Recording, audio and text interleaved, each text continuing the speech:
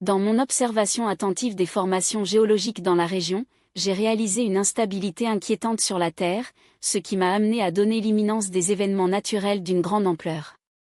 Bien qu'il n'ait pas immédiatement identifié la nature exacte du phénomène, qui se révélerait plus tard comme des incendies de forêt, le sentiment de fragilité dans les pentes suggérait un risque élevé de glissement de terre, ainsi que la possibilité de tornades intenses et la survenue d'ouragans importants cette année. Malgré le scénario de turbulence conçu aux États-Unis, il est essentiel de comprendre que de telles adversités, bien que difficiles, constitueront un processus de renforcement collectif, dont le résultat apportera des avantages à long terme à la société. Permettez-moi de me présenter, je suis Linda G., de l'ascendant en tant que sensible et intuition développée pour l'analyse des scénarios futurs. Ma trajectoire comprend des publications dans l'environnement numérique, où je partage des projections qui, à plusieurs reprises, ont précédé des événements de répercussions mondiaux. Un exemple notoire a été l'anticipation de la pandémie Covid-19, environ 12 mois avant son épidémie. À l'époque, tout en effectuant mes activités quotidiennes, j'ai visualisé brusquement une population utilisant des masques faciaux, ce qui m'a amené à alerter l'arrivée d'un agent pathogène à haute virulence. Cette prévision, enregistrée sur vidéo, s'est révélée plus tard comme une étape importante de l'acuité dans mes perceptions. Un autre cas emblématique impliquait l'identification des échecs techniques dans les grands avions, et non liés aux fabricants américains. Dans l'une de mes émissions, j'ai souligné une carence en système logiciel comme une cause probable d'accident, une position qui a initialement généré du scepticisme, y compris d'un professionnel avec des décennies d'expérience chez Boeing, qui a attribué des incidents aux erreurs humaines. Cependant, des enquêtes ultérieures ont confirmé l'origine du problème dans les algorithmes de contrôle, validant mon hypothèse initiale. Mes idées couvrent également les phénomènes géologiques, tels que l'augmentation de l'activité volcanique et les épisodes d'inondation, dont la récidive, bien que prévisible en raison du changement climatique, est toujours alarmante. De plus, les préoccupations concernant l'autorité mondiale se manifestent, dont la trajectoire semble réserver des développements défavorables. Je me souviens aussi du sauvetage des jeunes emprisonnés dans une grotte en Thaïlande, un épisode qui a acquis une notoriété internationale et a été représenté cinématographiquement. À l'époque, contre toutes les attentes d'un résultat tragique, j'ai catégoriquement déclaré que tout le monde serait sauvé vivant, ce qui s'est réellement produit. Nous connaissons actuellement une période de transition planétaire, dans laquelle le terrain n'agit pas avec l'hostilité, mais dans un processus de rééquilibrage naturel. Les événements climatiques extrêmes auront tendance à s'intensifier, imposant des défis sans précédent à l'humanité. En tant qu'héritière des traditions autochtones, j'ai absorbé dès mon plus jeune âge les enseignements de ma lignée maternelle, qui mettaient l'accent sur la nature transitoire de la possession matérielle.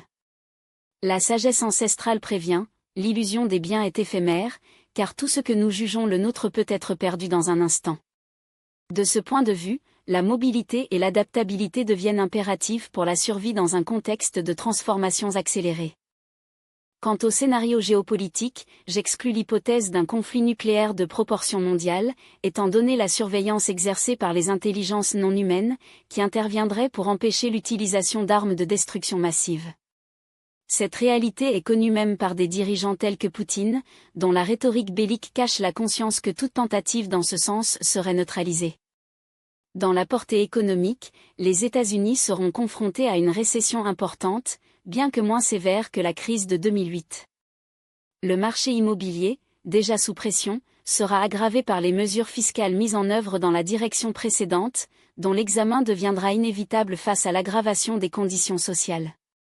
Les couches les plus vulnérables de la population, en particulier dans les États avec des taux de développement plus faibles, seront les plus touchés, qui configurent un cadre d'injustice structurelle. Mes perceptions vont au-delà des frontières américaines.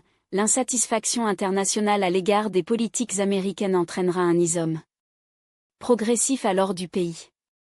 Les partenariats commerciaux traditionnels, tels que ceux maintenus avec le Mexique et le Canada, seront suspendus ou considérablement réduits, forçant la population à rechercher des alternatives de subsistance.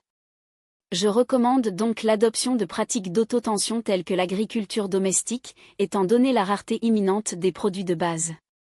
L'exemple mexicain, où l'élevage d'oiseaux à petite échelle garantit l'accès aux œufs abordables, contraste avec la réalité américaine, où ce même élément atteint des prix exorbitants. Après des décennies dédiées à la lecture intuitive, une activité qui avait commencé comme un moyen de soutien pendant ma formation de soins infirmiers, j'ai choisi de réduire les soins individuels en raison d'une demande excessive. À 72 ans, je maintiens mon engagement envers la communauté virtuelle qui s'est formée autour de mon travail, composée d'individus remarquables pour leur résilience et leur ouverture au dialogue. Les changements qui sont à Vina seront profonds, mais pas catastrophiques dans leur essence. Le marché financier connaîtra les oscillations, mais le plus grand impact diminuera sur l'emploi, l'augmentation des taux d'inoccupation et les difficultés consécutives en matière de conformité aux obligations de logement. En particulier, la région de la Floride mérite une attention particulière. Depuis le début de mes projections publiques en 2018, j'ai mis en garde contre l'avancée progressive des eaux sur son littoral, un processus irréversible qui a déjà des signes visibles. De même, la région de Malibu en Californie présente des faiblesses géologiques qui prédisposent aux grands glissements de terrain et incendies. Pour cette année, il devrait également se produire des tornades à haute intensité et la formation d'ouragans d'une grande ampleur. Sur le continent asiatique, la Chine sera confrontée à un tremblement sismique d'une ampleur considérable, tandis que le Japon, dans un processus de reconfiguration tectonique accéléré, est en danger d'une submersion partielle. L'activité volcanique mondiale devrait également avoir un pic significatif d'ici la fin de l'année, sans toutefois de configurer un scénario apocalyptique. Enfin, ma sensibilité permet, à certains moments, d'anticiper les transformations de la trajectoire des personnalités publiques, soit par contact visuel, soit par des effets personnels qui portent leurs énergies. Les changements sont inévitables, mais ne doivent pas être considérés avec peur, mais dans le cadre d'un cycle de renouvellement naturel. Tout en évitant de m'approfondir excessivement dans les projections individuelles, il est indéniable que certains schémas énergétiques permettent d'anticiper des transformations importantes dans la sphère politique et sociale, en particulier en ce qui concerne les personnalités historiques. Dans mes expériences médiumistes, j'ai eu l'occasion de dialoguer avec des dirigeants décédés, y compris des présidents tels que Winston Churchill et John F. Kennedy, dont les messages réconfortants renforcent l'idée que les processus politiques turbulents actuels aux États-Unis, aussi chaotiques qu'ils semblent, constituent une période de purge pour consolider une nation plus résistante. Ces conseils étaient clairs, les adversités actuelles sont transitoires et serviront de catalyseur pour une reconstruction collective plus solide. En ce sens, je recommande la prudence sans alarmisme. Il est prudent d'adopter des mesures de précaution économique, telles que la diversification des ressources dans de petites valeurs, des devises et des billets de banque faibles, car l'instabilité financière éventuelle peut limiter l'accès au système de transactions traditionnels. De même, l'autotension alimentaire, à travers les jardins domestiques ou l'inventaire alimentaire non périssable, représente une stratégie raisonnable face à des scénarios d'incertitude, même si un effondrement de grandeur comparable à la Grande Dépression n'est pas configuré. Ma propre trajectoire offre un exemple éclairant. En 2008, lors de la lecture d'une femme âgée dont le patrimoine a été pleinement investi dans l'action, les lettres ont révélé un présage de dévaluation imminent. Malgré ma réticence à interférer avec les questions financières, un domaine dans lequel je n'ai pas d'expertise formelle, j'ai insisté sur le fait qu'elle retirerait ses ressources. En quelques semaines, le marché s'est effondré.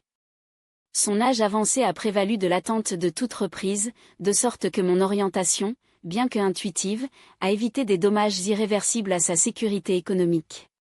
Quant aux problèmes de santé publique, il est essentiel de distinguer l'alarmisme non fondé et la préparation responsable. Les projections dans. Ils disent que de nouvelles épidémies infectieuses peuvent survenir dans les années à venir, mais pas avec la létalité de la récente pandémie. Les maladies préventives, telles que la rougeole et la polio, ont refait surface en raison de la réduction de la couverture des vaccins, un phénomène inquiétant qui nécessite une attention supplémentaire, en particulier pour les groupes vulnérables. Le refus de l'immunisation, lorsqu'il n'est pas basé sur des contre-indications médicales, expose non seulement l'individu, mais toute la collectivité aux risques évitables. Dans ce contexte, la science et la spiritualité ne sont pas antagonistes, bien que la première offre des outils de protection concrets, le second nous rappelle l'importance de cultiver une posture de gratitude et de résilience, enveloppée dans une énergie légère qui transcende le matériau. Ma plateforme numérique a initialement conçu avec le scepticisme, étant donné que mon ignorance technique est devenue un espace pour la connexion et la guérison, où les prières collectives et les intentions ciblées ont produit des résultats surprenants. La gratitude pour cette opportunité est immense, car elle montre comment l'univers conspire en faveur de ceux qui s'ouvrent à la transformation. Les crises actuelles, aussi difficiles, font partie d'un processus d'élévation vibrationnelle de l'humanité. Observez simplement les signes, le rejet croissant des pratiques corrompues, la mobilisation de la justice sociale et la résilience de nations comme l'Ukraine, dont le succès stratégique contre l'agression russe semble de plus en plus plausible. Les énergies que je perçois autour de Vladimir Poutine suggèrent un résultat proche et brutal, marqué par une évasion ou une chute de pouvoir, tandis que Benjamin Netanyahou fait face à un avenir judiciaire incertain, avec des accusations possibles pour les crimes contre l'humanité. La politique, malheureusement, révèle ses fractures les plus profondes lorsque des personnalités telles que l'ancien président Trump, dont la direction a exposé les vulnérabilités institutionnelles, catalysent des crises qui, paradoxalement, augmentent les réformes nécessaires. Sa présence dans le scénario politique, bien que controversée, a servi à mettre en évidence des échecs structurels qui exigent désormais une correction, comme l'examen urgent des normes qui empêchent la montée des individus ayant des casiers judiciaires à la présidence. Le moment est en transition, pas dans le désespoir. L'humanité n'est pas condamnée, au contraire, il entre dans une ère de conscience collective plus grande, dans laquelle la lumière prévaudra sur l'ombre. Enfin, je réaffirme, le royaume spirituel est avec nous. Les turbulences sont éphémères et des solutions sont déjà en cours, bien qu'imperceptibles aux yeux humains. Maintenir la foi, augmenter les vibrations par la prière et agir avec le discernement est les piliers pour traverser cette période. L'histoire, après tout, n'est pas répétée comme une arnaque, mais comme une leçon, et cela nous rendra certainement plus sages. L'élévation vibrationnelle, lorsqu'elle est cultivée avec intention, a le pouvoir d'impliquer l'humanité sous un jour de protection, bien qu'il ne soit pas possible de fournir de l'aide à tout le monde individuellement. Cependant, il est essentiel de reconnaître que les défis actuels sont transitoires et que la solidarité émergera comme une réponse organique à l'adversité. Il y a même un mouvement spontané de coopération communautaire, dans lequel des initiatives telles que les jardins collectifs et le partage des ressources se multiplieront. Ces actions, bien que modestes dans leur origine, symbolisent la résignité des valeurs humaines, priorisant la subsistance durable et l'interdépendance. Il ne sera pas surprenant que, dans un avenir proche, le régime alimentaire mondial subisse des ajustements, réduisant la consommation de viande pour des alternatives plus éthiques et écologiques. Une telle transition, loin de représenter une privation, constituera une étape nécessaire vers l'harmonie avec la planète. En contact avec une énergie d'origine non humaine décrite comme une présence masculine extraterrestre, y a reçu la confirmation que les êtres d'autres dimensions agissent comme des gardiens de la Terre, dans les limites imposées par le libre arbitre humain. Son intervention directe ne se produit que dans des situations extrêmes, telles que l'utilisation d'armes nucléaires, dont la menace est systématiquement neutralisée par ces intelligences. Un récit emblématique illustre une telle dynamique. Un individu qui est entré dans une grotte est tombé sur une entité non terrestre, qui a mis en garde contre les risques de rayonnement. Lorsqu'il remet en question ses intentions, qu'il soit amical ou hostile, il a obtenu une neutralité objective comme réponse. Nous ne sommes ni l'un ni l'autre. Nous sommes ici pour évaluer les dommages que vous infligez au monde lui-même. La vision transmise par télépathie. Évasion environnementale causée par l'humanité, un miroir cruel de notre négligence. Le message était clair, la Terre, dans son ampleur, mérite des soins qui n'ont pas encore été rejetés. Surmonter les paradoxes civilisationnels actuels nécessiteront, avant tout, que l'humanité transcende son égocentrisme. Les États-Unis, en particulier, seront confrontés à des essais profonds, mais il émergera une opportunité unique de réinvention. Tout comme un diagnostic de cancer, bien que terrifiant, peut devenir le catalyseur d'une transformation existentielle, comme cela s'est produit dans ma propre trajectoire, les crises collectives actuelles seront, une postérieure, interprétées comme des jalons d'une renaissance. Dans une décennie, nous testerons de nouveaux paradigmes, économie régénérative, relations écologiques avec l'environnement et éthique de la coopération mondiale. Même les systèmes éducatifs seront reformulés, priorisant les compétences pratiques de survie et l'autonomie sur le contenu abstrait et décontextualisé. L'autotension, associée à la solidarité, sera le fondement de cette nouvelle ère. Créé dans une maison athée, je n'ai jamais été imposé au déni du divin, j'ai plutôt été témoin du respect de la pluralité des croyances. Enfant, J'ai participé à des cultes religieux avec des amis, et à l'âge de 8 ans, j'ai connu une injonction entre la vie et la mort. Mon corps, en retournant à la conscience, était dans un état d'hypothermie, malgré l'indication de chaleur vide que mon essence avait temporairement transcendé le plan physique. Dans cet état, je suis tombé sur un royaume indescriptible de beauté, les collines vertes baignées par une douce brise, dont les sons harmonieux ont évoqué ce que les traditions ésotériques décrivent comme le ton angulaire, une pure vibration qui imprègne les dimensions subtiles. 3 figures à capuche, ainsi qu'une croix en marbre sur laquelle un livre était lié aux mêmes paroles en pierre sans, mais chargé de symbolisme qui m'a fait l'agencement. Le son céleste s'intensifiait, et en érigeant ses yeux, envisageait une présence lumineuse, instantanément identifiée comme celle de Jésus de Nazareth. Son apparence, cependant, a détruit les représentations conventionnelles, des traits non européens, des cheveux ondulés et une aura de compassion qui a dissipé tout dogmatisme. La peur initiale a cédé la place à une révérence instinctive. Ma fille étaient les mots qui faisaient écho, accompagnés d'un sourire qui transcendait la langue. L'impact émotionnel était si profond que mon esprit est retourné brusquement dans le corps, me laissant dans un état de choc physique et métaphysique.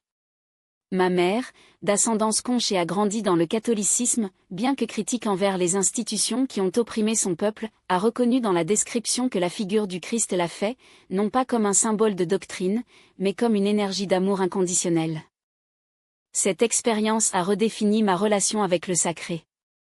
Bien que mon voyage ultérieur ait été marqué par des procès, y compris un accident de voiture qui a presque récolté ma vie, l'essence de cette réunion est restée un phare. La recherche pour comprendre que Jésus, si distinct des récits ecclésiastiques, m'a conduit à des groupes d'études bibliques, où la dissonance entre le discours religieux et la mémoire de cette lumière aimante est devenue évidente. Il n'a pas jugé, il n'a pas imposé les commandements comme phrase. Sa présence était une pure affection, une compassion qui transcende les frontières du temps. Des années plus tard, en tant qu'infirmière, une profession qui m'exposait quotidiennement à la fragilité humaine, j'ai fait face à un cancer. En marchant avec mon chien sur une piste, j'ai supplié la vie, non pas par peur de la mort, mais pour le désir de voir mes enfants grandir. Cette prière, née du désespoir, était également un acte de remise à la plus grande volonté que, depuis l'enfance, avait été révélée dans des signes. Mon histoire, détaillée dans Dévoiler l'extraordinaire, est un témoignage que les épreuves, face à une ouverture spirituelle, peuvent devenir des portails pour l'extraordinaire. La science que j'ai apprise dans les hôpitaux et la foi que je porte dans mon cœur ne sont pas antagonistes, ils se complètent plutôt dans la compréhension que la vie, dans sa complexité, est tissée par des fils visibles et invisibles. L'expérience suivante, cependant, a transcendé toute explication rationnelle et a marqué un diviseur dans ma trajectoire existentielle. C'est alors qu'une voix, distincte et indubitable, s'est manifestée dans mon oreille droite, et non comme un écho de ma conscience, mais en tant que présence autonome et serein. Il n'ose pas l'attribuer, avec une certitude absolue, à la figure de Jésus, bien que son essence ait évoqué une sagesse qui dépassait les limites de l'humain. Son message était concis mais révolutionnaire: que faites-vous? Il n'y a rien de tel que la mort. Cette déclaration, donnée avec une autorité qui ne peut émaner que du transcendantal, a résonné en moi comme une vérité longue connue, mais voilée par un doute quotidien. Une vague d'embarras m'a envahi, comme si, dans ma fragilité, il avait oublié l'évidence. Après tout, j'avais été témoin, à d'innombrables occasions, le passage des âmes au-delà du voile, confirmant, dans mon intimité, la continuité de l'existence au-delà de la forme physique. Oui, dis-je, dans un assentiment qui était à la fois une reddition et un réveil. Tu as raison.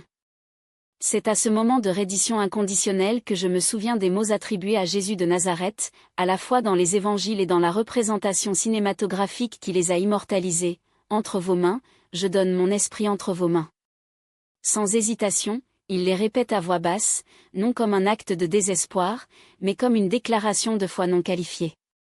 Mon corps, alors affaibli par la maladie et les interventions médicales, dévié de cheveux, marqué par des traitements, et même la féminité qui avait autrefois défini mon image, le conteneur d'un accouchement sacré.